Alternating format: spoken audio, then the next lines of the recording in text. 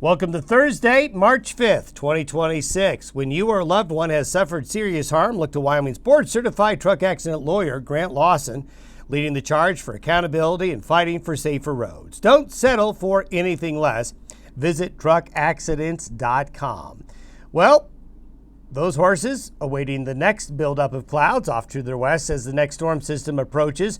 As we go into the next 24 to 48 hours, western areas of Wyoming back into the Pacific Northwest, going to be getting into some areas of rain and snow today, even a little bit of thunder as this next trough settles into the region. As we've been showing you, the split nature of this storm system is going to keep it from becoming a big March storm. It's so close. It's so close to being one of those big March storms that bring a widespread area of very good precipitation. It's just not going to happen.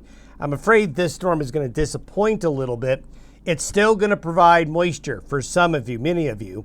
It's just not what we want to see to bring that big amount of precipitation over a widespread area because of its split nature. Nonetheless, we'll take what we can get. Then as we go into the weekend, the system heads off to the east.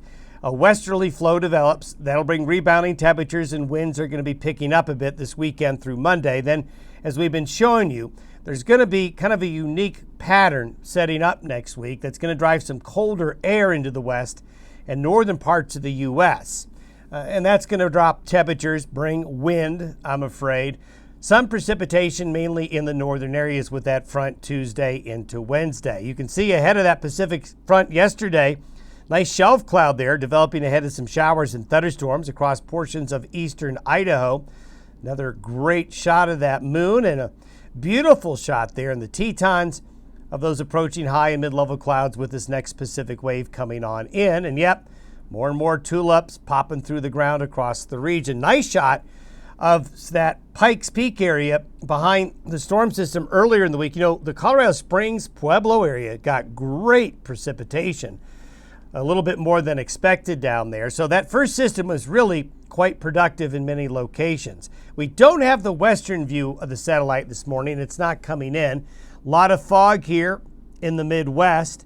Here's the next trough. You can see the swirl right here. It's sinking its way towards the Four Corners area, stretching out a little bit. But it's going to get itself organized and will be producing early today rain and snow in Idaho, parts of Utah, and western areas of Wyoming and Montana as it sinks south and east. We have a lot of winter weather advisories in effect. All the purple shading you see here are winter weather advisories. The pink are for winter storm warnings. I think that the middle part of Wyoming here is probably not going to come to fruition in terms of some of these advisories, but moisture's coming nonetheless. If you focus in a little bit more, we've got a winter storm watch for the summit area travelers, and you'll want to check our travel report. Interstate 80 late tonight and Friday between Laramie and Cheyenne is one of those areas that I think will see some heavier snow. But elsewhere, we've got winter weather advisories for Colorado, Wyoming, and Utah, winter storm warnings for the mountains of the Front Range, winter weather advisories for areas in the foothills west of Denver and Fort Collins. And the Colorado ski areas are going to get some good snow. There's going to be some snow down here as well. This is where we're going to be by 11 a.m. Mountain Time today with that trough just about near Jackson. Then it settles in by tomorrow at the same time and briefly closes off over west central Colorado before the split. So between tomorrow morning and Saturday morning, it just splits instead of staying cohesive. So what's going to happen is all the energy gets stretched out. But as it comes in, we're going to have two areas that I want to highlight where it does look like there's going to be good precipitation falling. It's going to be first initially today and tonight across portions of western Montana, northern Idaho, and western and northwestern Wyoming. As the system sinks south and east, it will spread another axis of some good moisture right here. But in between, you can see kind of the splitting part of the trough may bring central Wyoming only lighter amounts of precipitation because of the split nature. Then we're going to have showers and thunderstorms developing out ahead of it. So it's going to be a decent little storm, but it's going to underperform in some areas. Here's the snowfall. You can see the Colorado high country going to do really well here. Also, the western and southwest mountains of Montana and western Wyoming. A little bit of snow for the bighorns as well. Not a lot of snow out on the plains, but some. That I-80 corridor, travelers, keep that in mind as we go through the next 36 hours or so. We're into that time of year now. You're going to see more of these maps. This is the thunderstorm potential. Yeah, we could even have a few isolated rumbles of thunder back here. But we're starting to get into the severe weather season. And over the next 7 to 10 days, we're going to be hearing more about severe weather, especially in areas of the country that typically, climatologically speaking, tend to see the increase in the month of March. So in the southern plains today, you're going to have some strong thunderstorms down in Texas and Oklahoma into south central Kansas.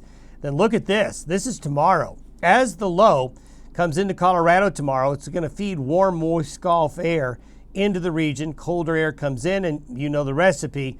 So we're going to be getting into more in the way of severe weather.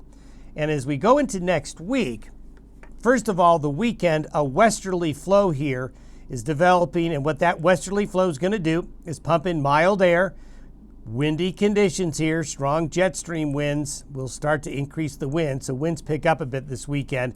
The split low goes down here into northwest Mexico. But when we get into the middle of next week, as we see a sagging of this trough into the Gulf of Alaska further south, a lot of cold air up in Canada gets pushed southward, and that low gets kicked out of the desert southwest. So as we showed you yesterday, colder air is going to penetrate, but warm, moist air is coming out of the Gulf. So you can imagine what's going to happen next week, a big severe outbreak. In fact, the Storm Prediction Center already highlighting that for next week. You can see this frontal boundary by Tuesday evening. Look at the contrast in the temperature anomalies. Very warm, big warm up in the Great Lakes.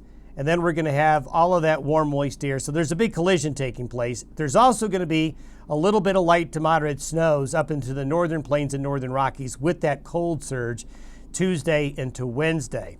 This area of the country right here could do a 180 and go from very warm to very cold very quickly. But watch next week for severe weather here. It's already being predicted 6 to 7 days out. You don't usually see this, so that's something to keep an eye on.